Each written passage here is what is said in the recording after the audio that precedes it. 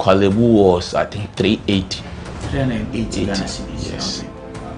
But private, some are 500, 450, some are 800, 860.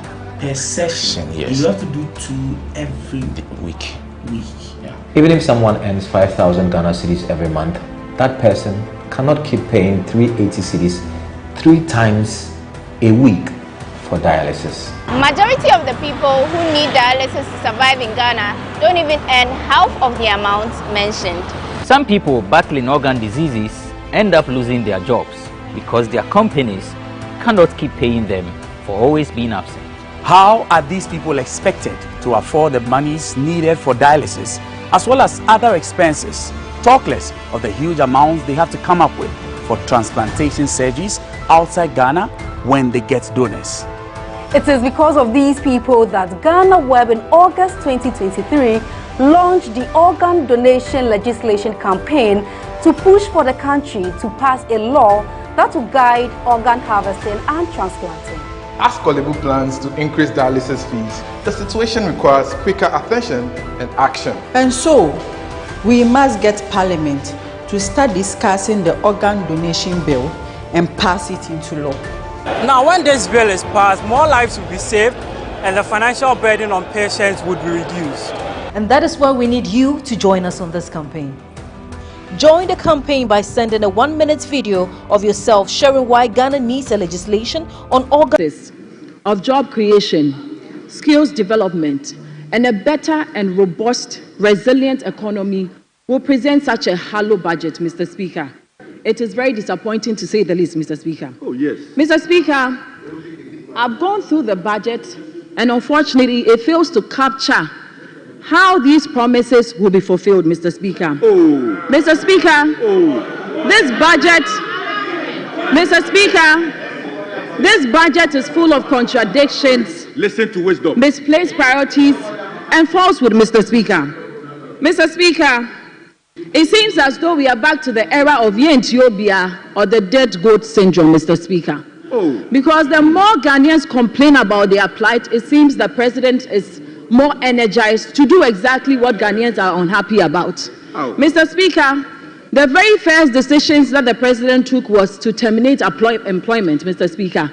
And this was the same president that promised to reduce unemployment rate. I can't comprehend both, Mr. Speaker. On one hand, you promise to reduce unemployment rate. On the other hand, you are terminating employment. So it seems the more we talk, the more the president decides to terminate employment, Mr. Speaker. Mr. Speaker, as I earlier said, based on the promises that the president made, it is surprising that on page 84, the president talks about freezing of employment. And Mr. Speaker, if you permit me, I would like to read from page 84, paragraph 478, Mr. Speaker. It says that in 2025, government will implement the following measures to keep the wages bill within sustainable levels, Mr. Speaker. Mr. Speaker, I say that fully implement the net freeze on employment by immediately putting on hold all recruitment, replacement into the public sector, Mr. Speaker. Jesus. Given that the recent realignment and collapse of some MDAs has brought about surplus labor, Mr. Speaker.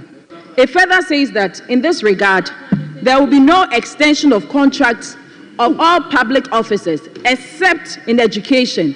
Even in education, it's in parentheses that only universities, Mr. Speaker, which will be capped and done within budgetary allocation. Mr. Speaker, this is the president that promised Ghanaians employment, especially the youth.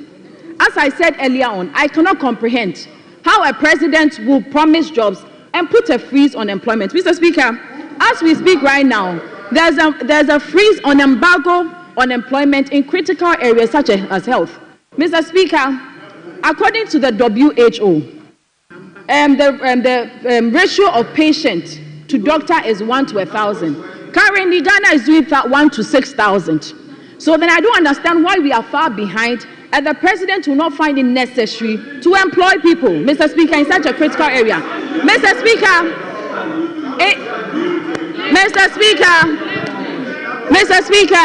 in the security service as well, Mr. Speaker, or the NDC. Mr. Speaker, unfortunately, this 24-hour economy, I thought that it was coming to present or preserve a vibrant private sector. Unfortunately, that is not the case, Mr. Speaker.